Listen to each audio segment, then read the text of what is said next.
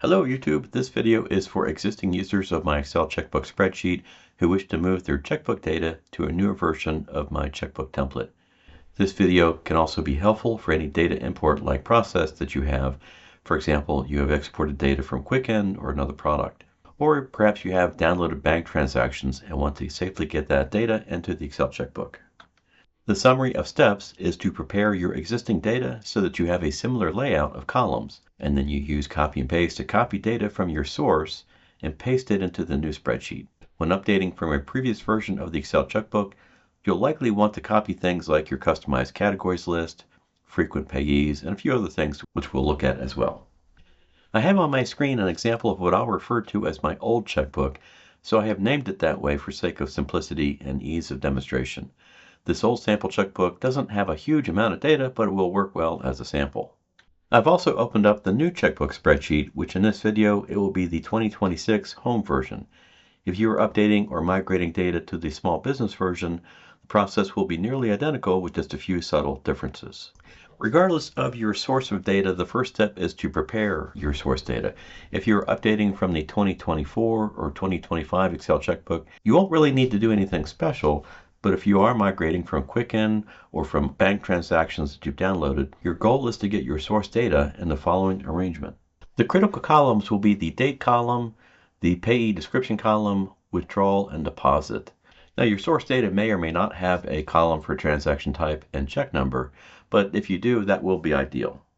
Now I'm doing this on a Windows PC, so I will take advantage of the keyboard keystroke that's called Alt-Tab. So pressing Alt-Tab is a quick way of switching between two different programs or multiple programs that you might have opened. Now looking at my previous older checkbook, I have a register called Main Checkbook, another one called Chase Bank, and a third called Savings. So certainly in the new checkbook spreadsheet, I want to have similar or identical register names. So I'll take care of that first. So switching over here to the new checkbook, I'll do a right click on Register 1, choose the rename option, and give it the same name as the previous older checkbook. And I'll go ahead and just do a rename of the other two as well. Again, I'm just doing the right click, choosing rename, typing in that name, and then pressing the Enter key. So the first step will be to get the starting balance from the old checkbook into the new checkbook, and then I'll start to copy my actual transactions. So in my old checkbook, I've got a starting balance of $2,500 dated at the end of 2024. In the new checkbook, depending on your date of purchase and download, you'll see a note to put the starting balance in either the G column, the balance column, or in newer versions, it says to put it into the F column, the deposit column. And I want to urge you, even if your copy says to put your starting balance into the G column, the balance column, disregard that. Put your opening balance as a deposit. This is important as the reconcile feature was updated, and it's critical that your starting balance is now entered as a deposit, or if it's a credit card, entered into the withdrawal column. So in this example, I'll put my starting balance into the F column.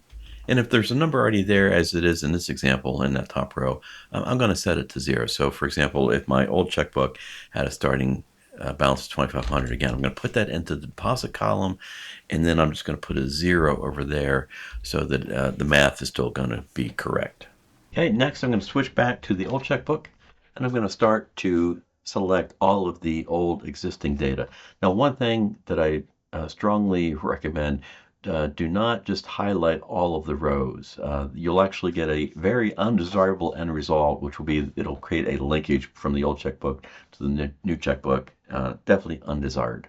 Instead, what we want to do is do a very selective selection of this. So you can do this with the mouse or the keyboard. I'll first demonstrate with the mouse, where I click, hold down, and go across as far as the deposit column, ensuring I do not include the balance column. And then I'm still holding down with my finger on the main mouse button as I just move the cursor down through all the rows of data.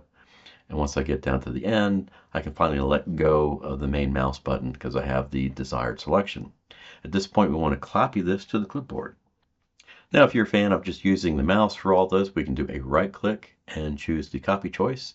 That works quite well. If you're a keyboard fan, you can do a Control-C if you're on a Windows computer, or Command-C for those on a Mac computer. Now that I've got this data copied to my clipboard, I'll switch over to the new checkbook. Now here's the super important item that we want to do.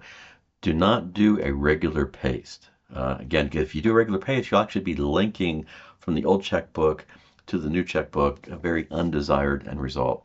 So instead, we want to do something called paste as values. Sometimes it's also referred to as paste as text. A couple different ways to do that.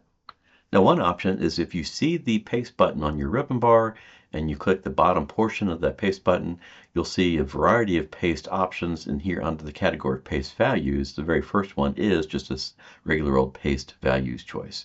And that is ideal. The other option is you can do a right click on this cell. I'm currently on the A9 cell, so it's the one underneath of the starting balance. And if I do a right click, you can also find the paste options here. And in this case, my second button there is for paste values. And lastly, a third option, if you happen to be a keyboard fan, you can do a Control-Shift-V. Holding down the Shift key with Control-V is a way of getting a paste as values option. But I'll go ahead and do the right click here in that particular cell and go with this choice to paste values. Now, after getting those particular entries, the other thing I certainly want to get will be the subcategories that go with those transactions. And when I return to the old checkbook, I'll notice that I've got this sort of animated dancing line around the transactions. And at the bottom of the screen is telling me to select the destination, press enter, or choose paste. So what I personally like to do is just press the escape key one time on the keyboard, and that will deactivate that dancing line. But I do need to get these subcategory values from the old checkbook over to the new checkbook. So I'll demonstrate this process using the mouse. In the next example, I'll do everything with the keyboard. I'm going to hold down on that first subcategory value for pet sitting, then scroll down until I get to the bottom, let go with my mouse button, do my right click and choose copy to copy it to the clipboard, and then I'll switch over to the new checkbook spreadsheet. So here in the new checkbook spreadsheet, I'm ready to do my paste as values. Previously I did the right click and chose the appropriate option. This time I'll go to this paste button just to demonstrate the paste values choice from that screen. Now, depending on the amount of data, you might notice a kind of a long delay. Perhaps you'll see the hourglass as it is calculating all of the correct category and types to go with your subcategories. Now that I've pasted in my subcategories, I'll likely notice that my custom category list is not here. So as the next step, I'll go back to the old checkbook and go visit the settings worksheet. And I'll do a selection of all of my category values. So I'll start with this top row and then just continue all the way down.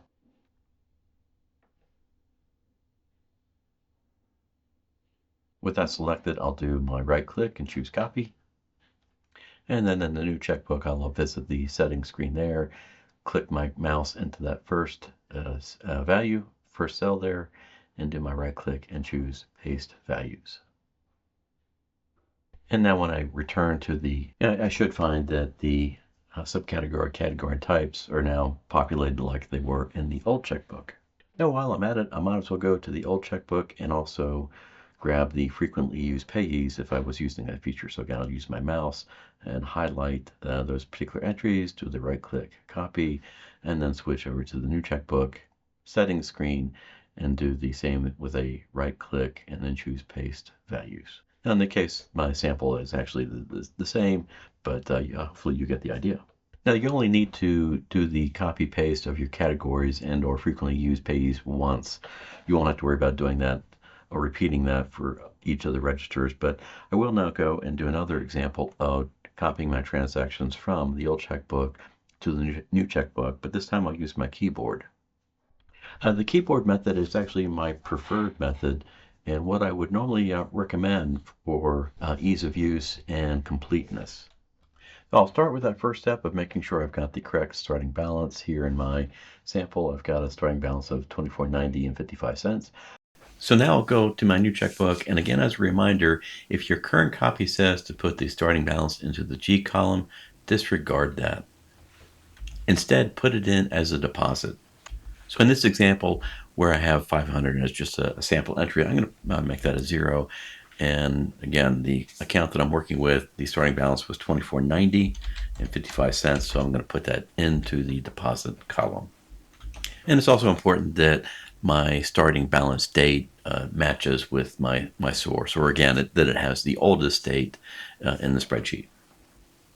Okay, next, returning to the old checkbook spreadsheet, I'm going to click my mouse on that first line there. Currently it's dated February 2nd. And I'm going to hold down my shift key, and I'm not going to let go of that shift key. Hold down the shift key, and I'm using my right arrow key. And now as I continue to hold down the shift key, I can use the down arrow key, which I could hold down. You can also start pressing the page down key repeatedly. This particular sample is not a huge long list, so I'm just going to continue to use my down arrow key. And then once I find the bottom, I can now finally let go of the shift key. And again, using keyboard only keystrokes, I'll do a Control C for Windows. Again, on a Mac, that would be a Command C. Then switching over to the new checkbook, I will click my cursor one time in that particular cell. And just to emphasize, I do not want to do a regular paste, so I do not want to do a Control V. That would cause some issues.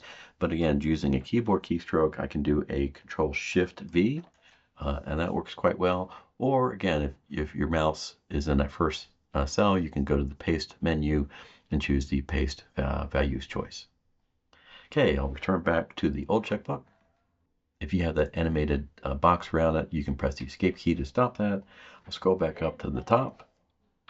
I'll click on that first subcategory value, hold down my shift key, and again use the down arrow key until I get down to the bottom.